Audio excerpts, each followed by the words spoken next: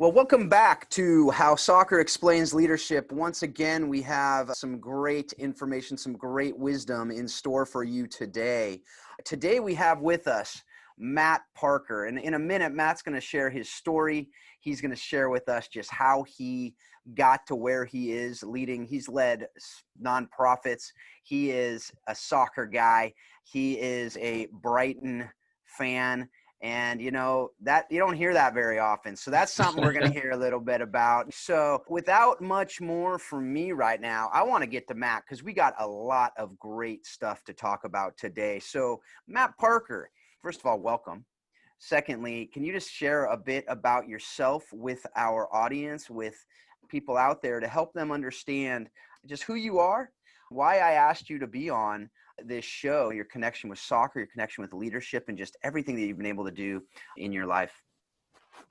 Well, thanks, Phil. It's great to have this opportunity to have this conversation with you today. My love with soccer started when I was around 10 or 11 years old. Growing up in England, my dad took me to my first game. It wasn't the English Premier League in those days. It was called Division 1. And it was a game between Brighton and Hove Albion and Aston Villa. And we stood on the terraces. It was freezing cold December day. I loved it and I was hooked and played for a number of years. I was not very fast. I was not very skillful, but I could throw myself around and I could do a few good tackles here and there. So I ended up in defense and I played for a number of years. And then I was a teacher for a few years. So ended up coaching the school team. After that, my wife and I were working out in Lebanon at a children's home. So coaching the soccer team was part of my role there for a time as well. And then for the last few years, I've been involved in non-profit leadership. Currently working for an organization called Teamwork City of Hope. We work in East Africa, caring for orphans, vulnerable children. So in terms of soccer these days, I watch more than I play or coach, watch a lot of English Premier League. I watch my son. My son's a freshman playing soccer at university. He's a far better player than I ever was. And in fact, my wife is a qualified coach as well. And she's a far better coach than I ever was. So we're a soccer family. I'm very fortunate and blessed to be in a soccer family as well. My wife was a much better player than I was. My kids are much better players than I am. So we're kindred spirits here as well. We also have had the blessing and the honor to be able to run nonprofits. And that's a lot of what we're going to be talking about today. As we've talked about so far on the show, and as we will continue to, really the intersection of this beautiful game and of the leadership that we are able to do and how we can learn from both of them in our respective fields. So the first thing that I want to get into really and just talk about with you, just dig right into it, is part of any great team involves getting on the same page, getting everyone on the same page with each other. What does that look like in a soccer club, and how does it intersect with leadership of the various organizations that you've been able to lead, the teaching you've been able to do? How are they very similar? One thing that I've really enjoyed leading a number of different organizations, helping these organizations develop a long-term strategy and plan, identifying the milestones that are needed to accomplish those plans. And that means starting by being clear on vision, mission, and values.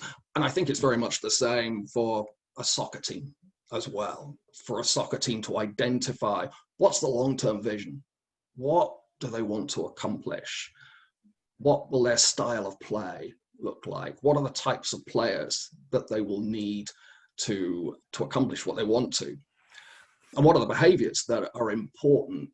What are the values that are important in how that vision is accomplished? And often that takes time. Identifying a long-term vision, delivering on that vision often takes time. It takes time in business. It takes time in the nonprofit world. It takes time in the world of soccer as well. And I think one of the challenges is that often leaders are not given the time that they need to accomplish that long-term vision. We certainly see that, I think, in professional soccer. Many managers, coaches, they don't last long in their management coaching roles. Many club owners, I think, have a short-sighted approach. They fire managers after a few poor results. Thinking of Watford in the English Premier League last season, I think they had 4 or 5 managers. Right. and no consistency, no stability, and they ended up being relegated as a result of that. And Phil, you can talk about Sir Alex Ferguson, obviously at Manchester United, but it took him time to build a great team at Manchester United. And I think there were times in those early days when people were wondering, is he going to be able to last and build the team? And thankfully he was given that time and ended up really being as one of the management greats. So really important, any organization, any business, non-profit, and soccer teams as well, soccer clubs, that there is that long-term vision and there's a plan to accomplish that vision, and that people are given time to do so. This is something I've seen, I know, in organizations, but also in the teams that I've coached. Because if you aren't on the same page, you will have a lot of discontent. You'll have a lot of strife in your team. You'll have a lot of inconsistencies going on. Just as an example, I coach a high school team. And at the beginning of the year, you ask the players, what is your goal for this year? And some of them will say, we just want to play and have fun. And others say, we want to win in California here. It's CIF is the big, it's not one state championship now. It's the Northern California, whatever championship. And some want to win that.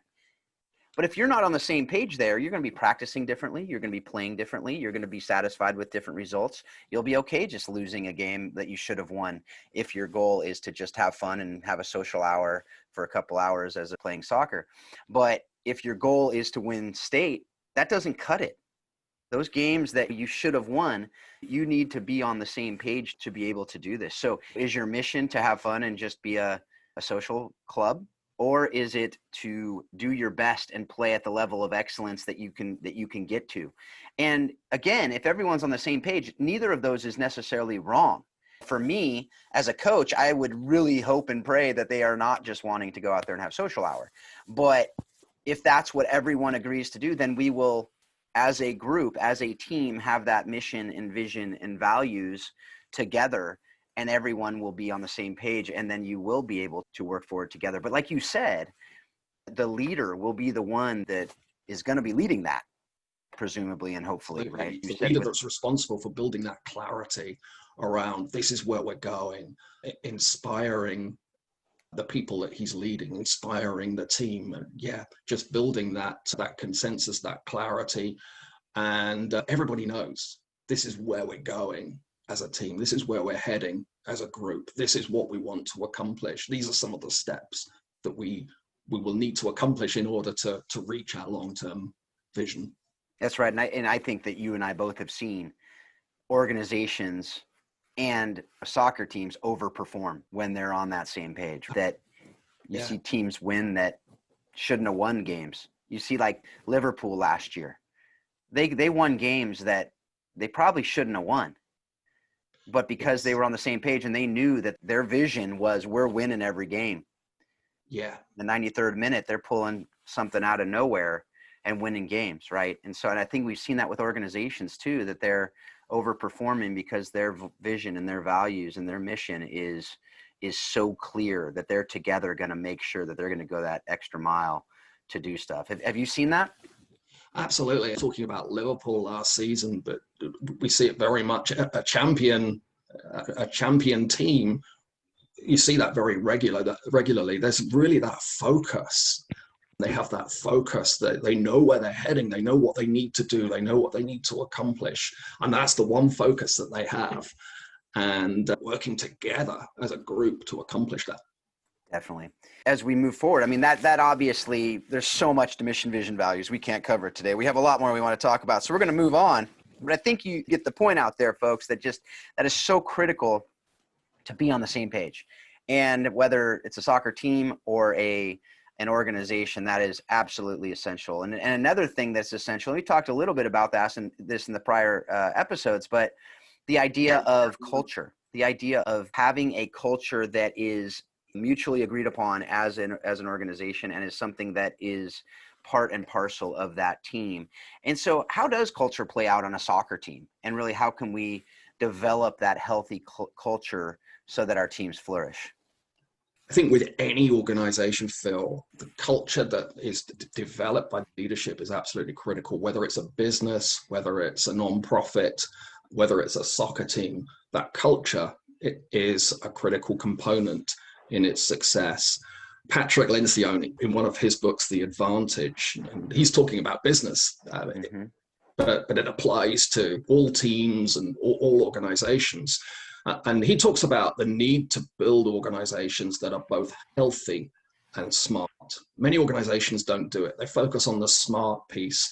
But he says there's an absolutely critical need for organizations to be both healthy and smart. So in a soccer team, in the context of a soccer team, smart means making sure that they have the quality of player that's needed, that tactics are second to none, that they're using research and statistics to inform decisions that are being made, that they have the training facilities that are needed and the quality of field that's needed to play on, the strategy is there, that the marketing is, all of these different pieces are in place.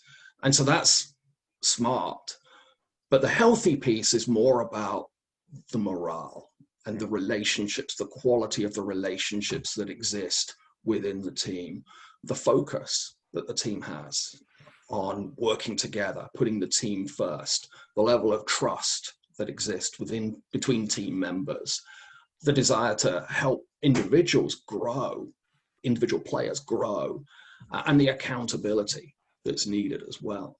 And so being healthy and smart is really important for any organizations, including a soccer team.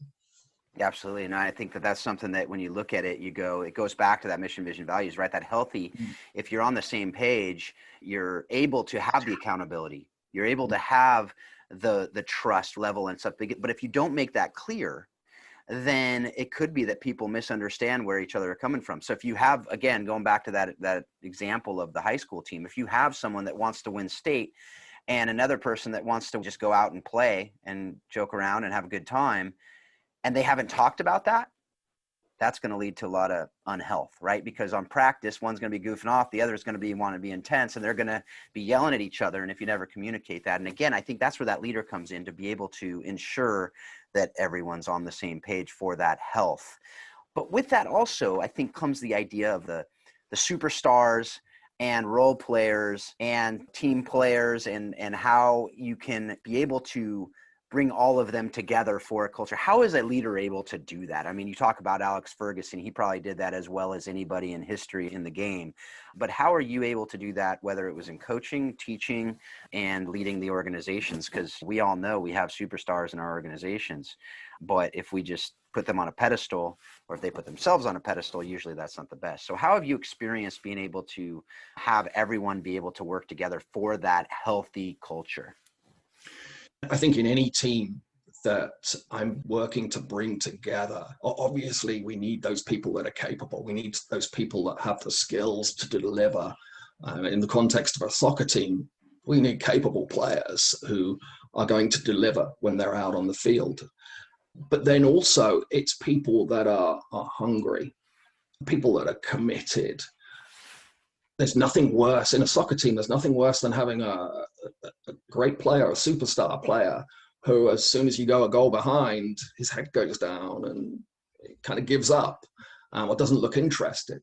And so having people that are committed, people that are hungry is just really important. People that are going to just give all they've got right up until the final whistle. And then humility, I believe, is a key need. A lot of superstar players are maybe, it's easy for them to get big-headed. It's easy for them to think, well, the team can't exist without me. And so just that need for humility within the team and that commitment to not just self, but to the whole team.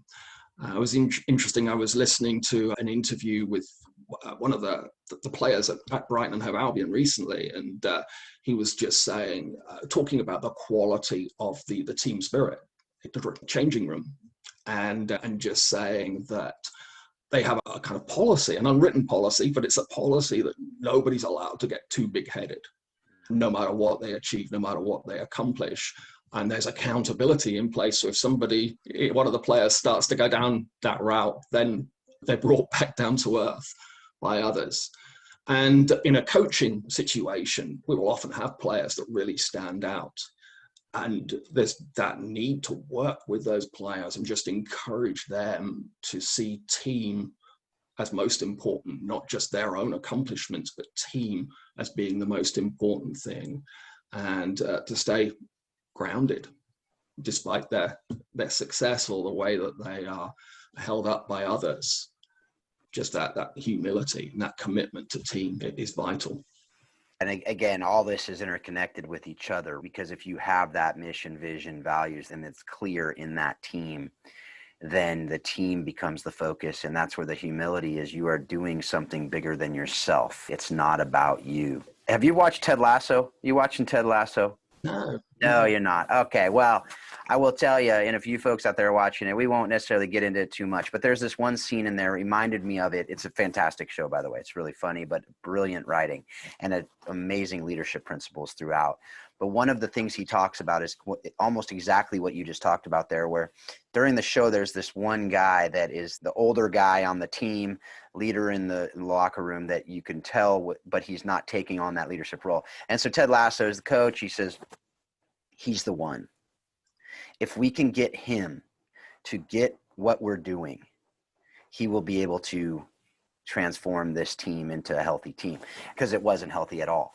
And so that's something that I don't have time on the show today to get into all the details, but I think that point of the superstar can either be a virus or it can be someone who the team can rally around, but it does take that humility for that superstar to somehow get into their head that this is bigger than you. This is bigger than a single person. And that goes for organizations. That goes for really any healthy team in the world. And again, this isn't an Alex Ferguson special show, but I love his book where he goes through different players and how they were different people, and he knew them, and he knew David Beckham wanted to be a rock star. And it was the only guy on that team that did. And so he treated him and handled him differently than the rest of the players. Ronaldo coming in and being able to take this young, arrogant little kid and make him into who he is, and to go player to player and seeing how each of them are different. And it can either be a virus, or it can be an amazing, beautiful thing. And so I think that that's something that is critical, but that really leads us to the next question, that in any team, it's got to start with that manager, that coach. And I think over the last few years, if there's any time in the history of the game where you're seeing the differences that managers and coaches are making, I think now is it. Right? Absolutely. I mean, you're seeing Messi wanting to bail on Barcelona, which is crazy. Now that's the board of directors and everything else. You're seeing Klopp and Guardiola having amazing impact. You're seeing Ole coming in after a few years of these different managers, and everyone's criticizing every manager at all times. But do you see a manager focus on something? So talk about that for a bit, just the importance of the manager coach, the importance of the CEO or the leader of an organization, and why it's so critical, and how the manager can be the start of a healthy organization. It's really the top leader, whether that's the manager in a soccer team or CEO in an organization. It's that person, it's that top leader that really sets the tone. It's that top leader that models the attitudes, behaviors that he wants to see throughout the organization, throughout the team. Doing it in the changing room, on the training field, when the team is on the field and playing a game. It's how that manager sets the tone and how he models those behaviors that is absolutely key. And Phil, you mentioned Alex Ferguson as somebody that really understood his players as individuals. And that's a key piece, that we understand each individual player on our team, what works for them, how to get the best out of that person, and how they can best fit into that team structure. I think there's also there is the need for accountability, holding people accountable as leaders, as we set out exactly what we want to see, the attitudes, the behaviors that we want to see, that we're holding people accountable for those. And sometimes that means turning up the heat on people, and sometimes it means dialing the heat back down again. But knowing when to do that, having the wisdom to know when to turn up the pressure a little bit and when to dial it back a little bit is important. When you're a goal behind at halftime, when do you throw the teacups around? Or do you just give an inspirational talk instead? What does that look like? And knowing how to handle different situations is absolutely key. And then there's also a key need, I think, that leaders have to be able to get different perspectives. And so sometimes it is ensuring that they have that big picture perspective, that they're seeing the big picture. And sometimes it's getting down on the ground and into the detail, the day-to-day. And I guess an analogy, if you look at a soccer coach, there are times when the soccer coach needs to spend time high up in the stand and be watching the field from high up and getting that bird's eye view of what's happening. But there are also times on the training ground, he needs to be there. He needs to be down on the field with the players and interacting with them. And because there are different perspectives that you get, the bigger picture, but then also that day-to-day and into the details. And I think that's something that we see with the teams, with the Premier League teams, with the professional teams. We see they have a trainer and they have a manager. Mm-hmm. And going back to Ferguson, in his book, he talks about he couldn't be the manager he was until he realized he couldn't be both the trainer and the manager. He couldn't be both in the weeds and at that 30,000 foot view. And even in the high school game, like I'll go up into the press box sometimes at the high school, and I'm the assistant coach, but the head coach is down there. I go up in the press box, watch the game from up above to get a different perspective, even in the midst of games, to be able to see different things, because we can't see all things at all times. And so sometimes to know as the leader too, that I can only do so much. I need to bring someone else alongside me that can be my eyes and ears as well from a different perspective, to give them that respect, to give them that level of responsibility, that we can actually be, well, I am the ultimate responsibility of this organization. There's somebody else who I am bringing into that circle that will be at that same level of authority. And that's something that I think you hit that right on the head there with that perspective. But there's something else that I know we've talked about in the past, just the idea of the last 20 years or so, there's been a lot of change in our world that's impacted leadership, whether it's in soccer. You have the 24-hour news cycle that's hit the soccer global football as well. If you're a manager, I can't even imagine the pressure. But how, as a leader, can you minimize the impact of that, all that noise going on outside of your organization? How can you minimize the impact of that in the locker room, on the pitch, in your team? What are some things that you can do as a coach, as a leader, to be able to maximize your team and minimize that noise? I think part of that's going back to the whole concept of focus, identifying what we need to accomplish and how are we going to get there, and really being focused on that. Because as you say, there's a lot of voices in a soccer team that has, for a soccer club that has maybe 50,000 supporters. Each one of those supporters has their own opinion. Mm-hmm. Who should be in the team and what should be happening, what the tactics should be. And there's so much opportunity now for supporters or the media to be able to share those opinions and those views. And there's just a need for soccer coaches to just focus on, this is where we're going, this is what we're accomplishing. These are the voices I will listen to, but those are the ones that I will ignore, or I won't listen to. I'll put those to one side. And so just that whole area of focus is absolutely key. And the other part I know that we've talked about too is just really that idea of praise in public and criticize in private. And so can you talk a little bit about that? As a leader, we want to be encouraging our teams. And part of that will be at times being able to praise individuals or a group or the whole team in public. And that helps to really to raise the morale within the team. But there are times when we're going to need to address some difficult issues. There are times when there will be conflict within a team. And how we address that is absolutely critical, because obviously conflict, or when things are not going well, that can be so destructive.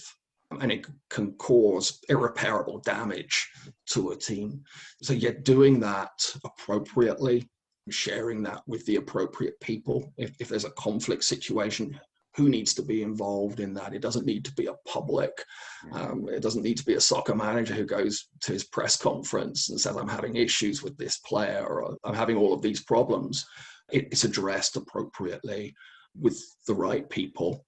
It's addressed as quickly as possible, and just in a way that helps to build, hopefully strengthen the quality of relationships rather than break them down. I've seen this at the highest levels of football. I won't name any names, but it's a manager that managed Manchester United and is currently managing a different Premier League team right now. But he tends to criticize in public and criticize in private and probably criticize everywhere else too. And you see that with the teams that he manages often implode, almost always implode after 2 or 3 years, because it can only go so long to have that. And I see that in my family as well. When I criticize my kids and I discipline them in front of each other, and there's only 5 of them, it's different than when I pull them aside into their room and just say, hey, here's some issues that we have. And usually the former, when I'm doing it in public, it's usually out of anger. It's usually not a healthy discipline. It's usually not a healthy conversation. And I think the same thing goes a lot of times when you're in a press conference, and it often just comes out of anger, out of frustration, rather than, okay, if I have a rule that I'm only going to praise in public, then it changes everything. And you're able to take that time to examine, okay, what's really the issue here? Then when we're in that private time, you can have that conversation a lot better, and it's not a escalating thing. It actually de-escalates. At least that's what I've found. Have you found similar Absolutely. things? I think it's, as we say, when a manager goes out and publicly criticizes his players, that's incredibly destructive. And that's the same in any leadership context, in business, in non-profits, whatever it is. It's really going back to, we were talking about culture, and that then becomes part of the culture of the organization, in that if people are being criticized publicly, that is then part of that culture, and it's unhealthy. Whereas every organization, we know every organization, there are issues, there are challenges, there are conflicts, but addressing those in a way that reflects the culture that we want to establish within that organization is absolutely key. This stuff fires me up, because I think this is the things that make the difference between what could be a good team or really an unhealthy team, and what could be a phenomenal team. And look at the talent in these different teams in the Premier League is not that different from each other. If you just look at the talent pools, a few of the teams have some rock stars, but at the end of the day, it's not that much. But you look at some teams just completely outperforming other teams. And usually it is because of leadership and the culture of that team, which stems from that leader. But there's a lot of other things that go into a great team, that go into, and they often stem from leadership, which is why we're doing this podcast, really, from the standpoint of both soccer and from culture, leadership, our families, our life, really how we can be better people. But one of the things that you see vividly in soccer clubs is the idea of investing in young talent and developing them.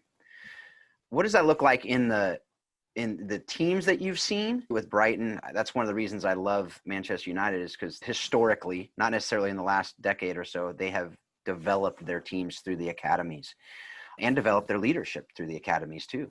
So what does that look like on the field, and what does that look like in the organizations, as far as healthy organizations and developing leadership from within? As you said, Phil, I think Manchester United, part of their philosophy through the years is developing young talent.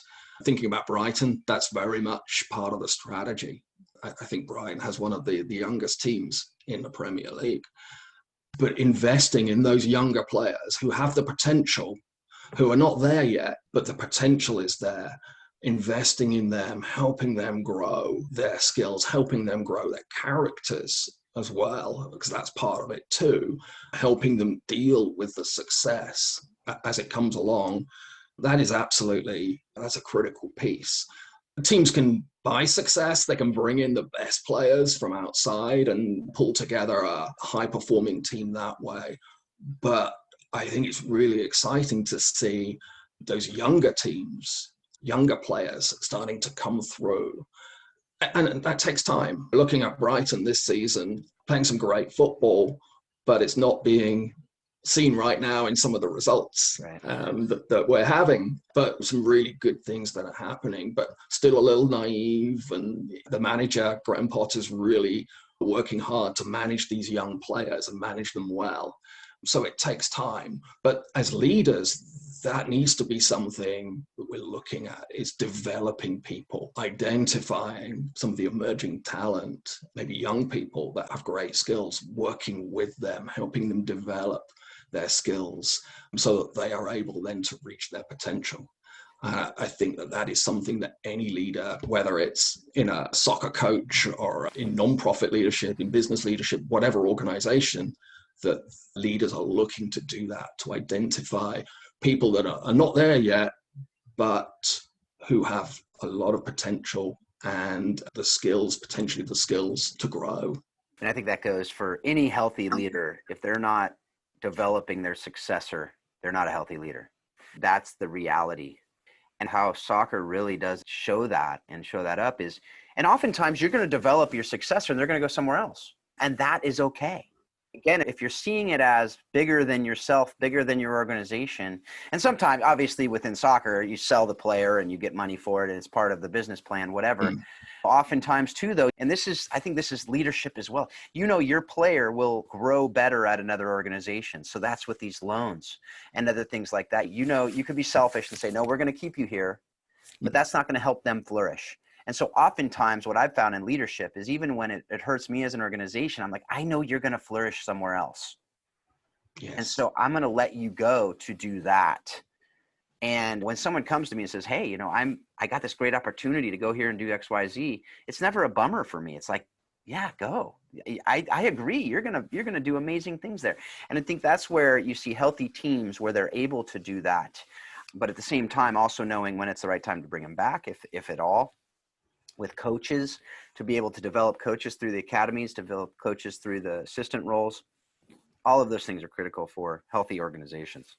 Yeah, it's having that concern as leaders, being concerned, one of our top concerns being for our people as individuals, being concerned for them, being concerned for their needs, being concerned about their growth and their development in their roles, whatever that looks like. That desire to see, and you use the word flourish, and I think that sums it up well for really seeing people flourish and grow, whether that's with us as part of our team or whether that's somewhere else. Again, part of that too is another quality that's critical to flourishing, critical to healthy organizations is the idea of there needs to be excellent communication. You can have the best ideas in your head. You can have a mission, vision, values that are the best in the history of the world. But if you don't communicate them well and you don't create that clarity within your team, it's not going to be worth anything. So what does that look like? What does that communication look like? I mean, you mentioned Lencioni earlier and the advantage. Do you remember the 4 steps of a healthy organization out of that book? I think he talks about communicate or create clarity again, and continue communicating or something like that. Yeah, it's basically, I think, develop a healthy leadership team, right? Which is that build that team, everything we talked about, and then create clarity, communicate clarity, reinforce clarity. That's right? it. Got it. Those are the 4 steps. Yeah. But what does that look like? Okay, that's great, but a whole book was written about it. We don't have time to go into the entire book. But what does that look like in a soccer team? What does that communication look like? And then how does that translate into organizations? I would just say, I think communication is such a critical piece. You've mentioned this already, but when a team breaks down, in whatever context, when a team breaks down, communication is almost always somewhere part of the problem. And communicating well, creating that clarity needs to be just a super high priority for us as leaders. And I think in the context of a soccer team, just being able to communicate, obviously that vision, we've talked about that already, being able to communicate very clearly with players what expectations are. It's absolutely critical that players know what is expected of them. I was talking to my son a couple of days ago, and he was saying just how much he's enjoying being part of the squad at his university because the coach is talking with him individually and saying, okay, this is what I want from you. This is what I need to see from you.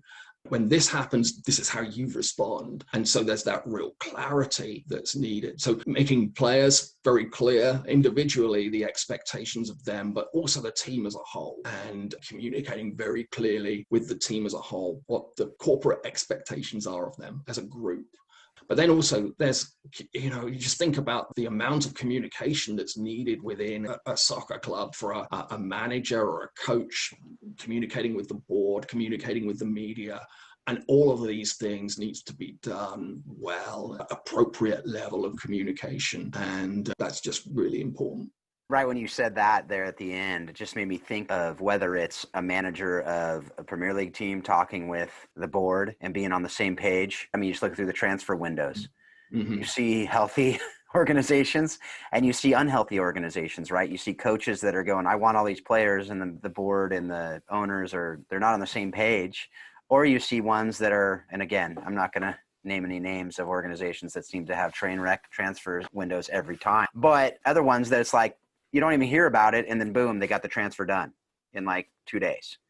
And I think those are, and again, I'm not putting all of that on health or unhealth of organizations. There's obviously a lot of things go into that, but I think it's a big part of it, because if you're not on the same page, if you're not communicating with each other well ahead of time before you actually need the action, it's not going to happen. But the other thing you talked about there is the idea of crystal clear instructions and responsibilities, and players knowing what's expected of them, coaches knowing what is expected of them, and managers knowing what's expected of them from the people above them. And I think also, to a certain extent, the manager and the club is actually leading the supporters as well. Like, hey, here's what's expected of you. If they're rioting, if they're being hooligans and whatever, that the manager can either help put that out or make it worse by stoking that fire. So I think that there's a lot of, and you've seen that over the years too, but what that reminds me of in organizations is really job descriptions. It's also important to remember that sometimes you play out of position a little bit. Sometimes as an outside back, not sometimes, like 90% of the game, it seems like now, they're making runs. And what happens when they make a run? Somebody has to cover for them, right? But that's what's expected. So in organizations, have you seen that in your organizational leadership, as far as people kind of playing out of position and people having to cover from them? I mean, you as a small nonprofit director, you see that probably all the time. The organization I'm leading at the moment, we're fairly small, but we're small right now. And so it does mean having people who are committed to working for one another and supporting one another, covering for one another as necessary. And that's why it's so important to really make sure people understand that long-term vision. This is why we're doing this. This is why we're having to play out of position. This is why we have these expectations right now. It's about accomplishing that long-term vision, that long-term dream that we have.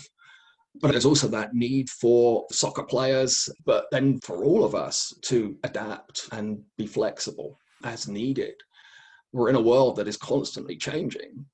And looking back at just this last year and the change that we've seen in the world. And so there's that need to be able to adapt, and that need to be able to be flexible and change approach as needed. It's interesting watching soccer teams and looking back over the last few years and just how soccer coaching has changed and team formations have changed. But back when I started watching soccer 40 years ago, it was 4-4-2. That was the formation. Every week, we all knew how every team was going to line up. It was 4-4-2. And now things are far more complex.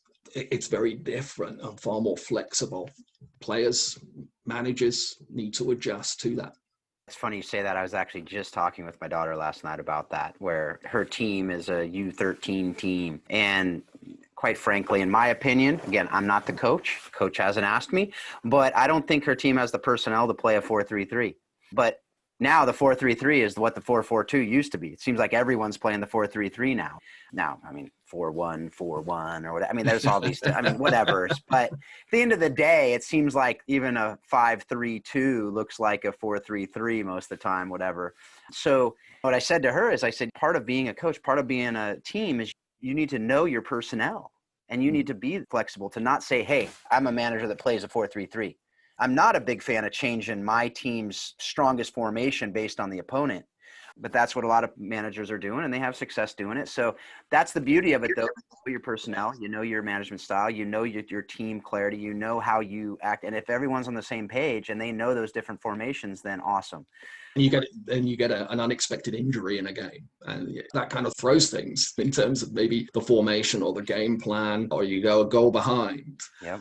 Or the other team comes out and plays completely different tactics to the ones you'd expected them to. And so, yes, there are times when we need to adjust and be flexible and change the plans that we have. And we see that in life as well. It's all about learning, being constant learners. As a soccer coach needs to be constantly learning. We all do as leaders. need to be learning new things, lifelong learning and growing and never being satisfied with where we are now. There's always something we can always learn and try out new things and adapt and innovate. Yeah, that's one of the oldest adages of leadership. Leaders are learners. It used to be leaders are readers, but I think now we're learning in so many different mediums, but it's absolutely true. So we're winding it down now. And now we're coming to one of my favorite questions that I get to ask guests on this show. And we've established you have a soccer family. So what principles have you learned directly from the game of soccer? And I also want to commend you. I know you've lived in the US a long time, but I imagine every time you say soccer, it kind of hurts a little bit. So I'm going to say directly from the game of football that you have used in your marriage and parenting and really just in your home. Well, I noticed I slipped a few minutes ago and I did say football instead of Yes. soccer. So Well, I I can see you apologize. cringe every time you say soccer. So I had to mention that. So. Well, Phil, when you're playing soccer or when you're coaching a soccer team, there are going to be ups and downs. There are going to be those good times, those times when things are going well, when you're winning and you're on a roll and it's great. And then those times which are far more difficult, where you're under pressure, where you're dealing with maybe challenging situations, maybe dealing with loss, dealing with defeat. And my wife and I were just talking about this just actually last night, but it's very much the same in life, in our marriages, as we parent. There's just that need in the good times and those challenging times to stick together, to identify what needs to improve, to work at that, to keep looking forward and then to keep moving forward. And then the key word there is together. When a soccer team is going through a difficult time, they need to come through that time together if they're going to make it out the other side. Yeah. And it's the same, I think, in our marriages, with our families, working through those difficult times together. So that would be one thing.